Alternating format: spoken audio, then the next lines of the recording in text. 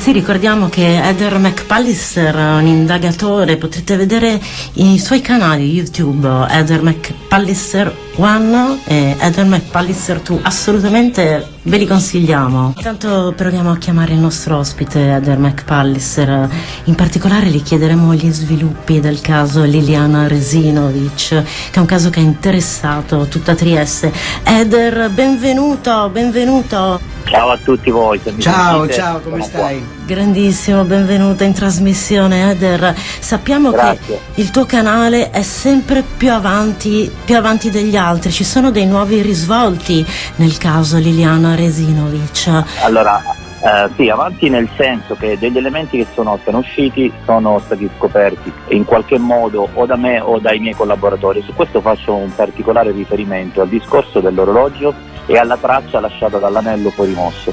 Per quello che riguarda l'orologio, si è parlato di un orologio indossato da Liliana il giorno del ritrovamento, quindi non sappiamo il giorno della scomparsa, sul braccio sinistro, quando lei invece generalmente lo indossava sul lato destro. E tra l'altro questo orologio sarebbe montato sottosopra, cioè la corona sarebbe rovesciata. Questa è una scoperta che ha fatto Sonia e che ha fatto, come non so se l'avete sentito, il Giro d'Italia.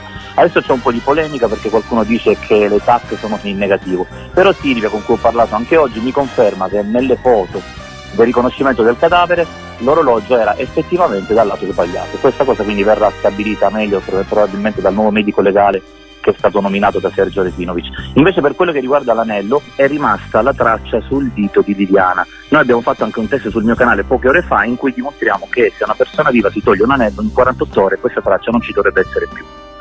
Quindi queste sono già delle dimostrazioni abbastanza palesi che c'è un quadro di staging messo in atto probabilmente dal criminale che ha agito in questa vicenda. A questo dobbiamo sommare che nella tasca di Liliana vengono trovate le chiavi del terzo mazzo, e questo anche potrebbe essere un errore di chi poi deve ritornare in casa.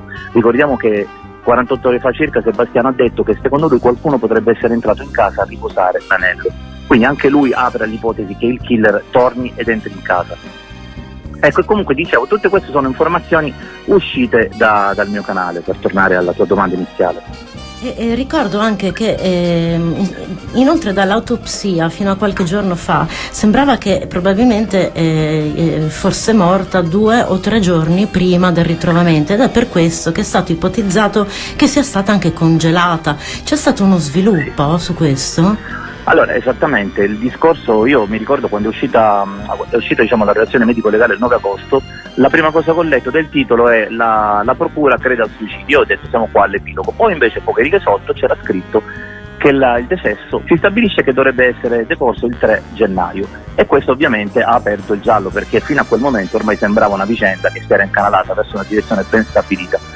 Le novità quali sono? Allora, praticamente sicuramente non un congelatore, perché non ci sono tracce di cristalli nel sangue, si pensa di più o a un frigorifero oppure a un posto molto più fresco però del parco dell'ex ospedale psichiatrico, quindi probabilmente sul Carso, una grotta, o come ipotizziamo oggi nel tragitto Trieste-Gorizia, visto che è un tragitto molto ridondante in questa vicenda. Ecco, diciamo che se non ci fosse il congelamento e il decesso è al 3, è chiaro che è un omicidio, cioè non ci può piovere, perché lei non può essere rimasta 20 giorni in giro senza Green Pass, senza soldi, quindi senza bere, senza avere la possibilità di nutrirsi. Però c'è anche da dire che nel periodo intercorso abbiamo una segnalazione il 22 di una signora che la vede vicino all'ospedale Maggiore, ma attenzione all'ospedale Maggiore che si trova a 300 metri dal centro Wind e a 300 metri da 2 delle pescherie del tragitto del marito di quella mattina, cioè Via Giulia, e poi subito dopo ce n'era un'altra in quale si chiamava. Quindi una settimana dopo la sua scomparsa? Esatto, quindi questa testimonianza era stata ritenuta inattendibile, però io faccio presente che una testimonianza del 22 localizzata a 300 metri dal centro Wind, se non è veritiera, è comunque un depistaggio. Almeno l'ho sempre interpretata così, perché Trieste è grande, mi sembra strano che ciò avvenga proprio a 300 metri da lì. Anche è vero che però Liliana in quel periodo è una persona conosciutissima, perché la stanno cercando un po' ovunque, quindi che lei possa girare per Trieste sembra a dir poco strano. E poi, se vuoi, ti do un'altra notizia di oggi.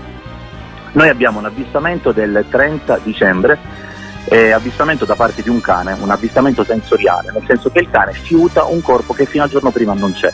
Ora, questa persona che poi si è esposta, che poi a quarto grado in un certo senso ha fatto anche il mio nome, abbiamo scoperto oggi che è scappata, nel senso che ha abbandonato la sua residenza di Piazzale Gioberti e non si sa dove se ne sia andata. Questo ci fa pensare che possa avere paura o che possa addirittura aver ricevuto delle minacce. Il dato del 30 dicembre, una volta che il decesso viene portato al 3 gennaio, diventa determinante, quindi forse questa persona effettivamente ha avuto paura.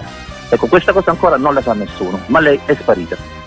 Ricordiamo inoltre che rimane confermato che quindi nello stomaco hanno trovato la colazione fatta il 14 dicembre?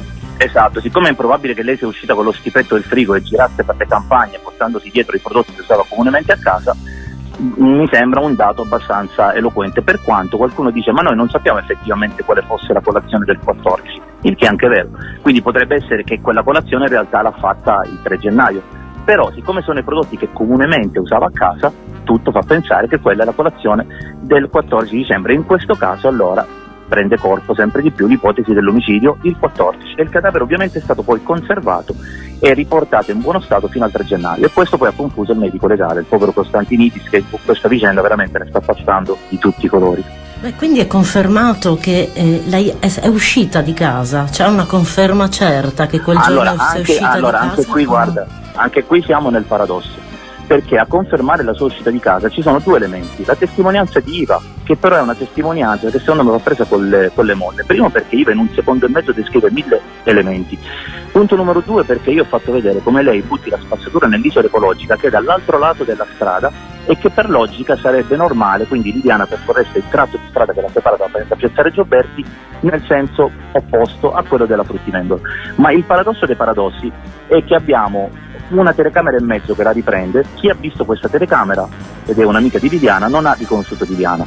Ma la cosa più incredibile è che questa telecamera che salva Sebastiano esiste solo perché questa persona implicata nella vicenda, suo malgrado, ha chiamato la scuola di polizia e ha detto per favore conservate queste immagini, se no noi non avremo nemmeno queste immagini e Sebastiano sarebbe più nei guai. Ora si è creato un contrasto tra questa persona e Sebastiano, eppure Sebastiano come alibi deve ringraziare proprio lei che ha telefonato alla scuola di polizia e ha fatto sì che questa immagine restasse. E quindi dalle videocamere della scuola di polizia è stata ripresa Liliana Resinovic in uscita di casa il 14? Esiste il frame del passaggio di una persona, ma l'amica di Liliana che vede queste immagini dice secondo me quella non è lei. Io prima avevo parlato di modo di camminare, invece l'altro giorno mi ha detto che lei dalle immagini proprio non la riconosce, per lei non è Liliana. Dopodiché la telecamera che la riprende in Piazzale Gioberti riprende una sagoma che sembra avere gli stessi vestiti del presente avvistamento. Di conseguenza, se non fosse vero l'avvistamento di via Damiano Chiesa, non è vero nemmeno l'avvistamento di Piazzale Gioberti. Così decadrebbero assolutamente tutte le telecamere e quindi resterebbe solo la testimonianza della Fruttivendola. Insomma, Eder, siamo vicini probabilmente allo sviluppo e alla fine del caso, come lo vedi? Si risolverà presto, secondo te? I colpi di scena sono continui, di sicuro dopo il discorso dell'orologio veritiero o meno che sia, Sebastiano si è presentato in diretta TV molto alterato e nel momento in cui gli si stava dicendo siamo vicini alla verità, serve la riesumazione, lui è venuto fuori dicendo no, voglio che la cremazione per te resti il criterio di Diana, e questo ha lasciato tutti interdetti, perché un marito deve prima cercare la verità e dopo sarà libero di cremare, insomma di fare del corpo ciò che meglio gli pare, però prima la verità, e lui in quel momento sicuramente non doveva dire quello che ha detto. Quindi il famoso autogol di Sebastiano delle ultime ore. Ho pubblicato un video che ho chiamato proprio il clamoroso autogol di Sebastiano, perché quello è stato proprio un autogol. Eder, ti ringraziamo tantissimo per questa intervista. Ricordiamo agli ascoltatori di seguire i tuoi canali Eder McPalliser 2 e sei sempre benvenuto. Ovviamente ti aspetteremo per i nuovi sviluppi. Sì, quando volete aggiornamenti mi potete chiamare in questo momento, lo sapete. Ti ringraziamo tantissimo. Grazie Eder, buon lavoro. A presto. Grazie, ciao, a presto, grazie. Bene, abbiamo sentito proprio questo è un caso che ha interessato proprio l'Italia.